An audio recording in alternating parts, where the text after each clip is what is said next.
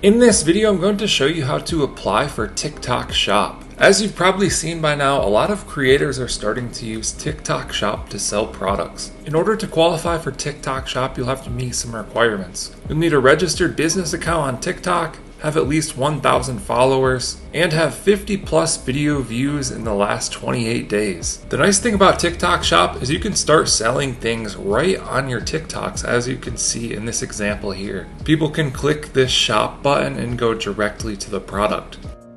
So this is a huge advantage because people are already watching an insane amount of content on TikTok. You can see in this one, this guy is even selling some type of course or series.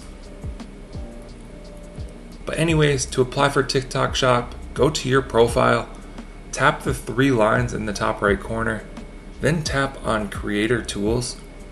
From here you can scroll all the way to the bottom, and you want to tap on TikTok Shop for Seller.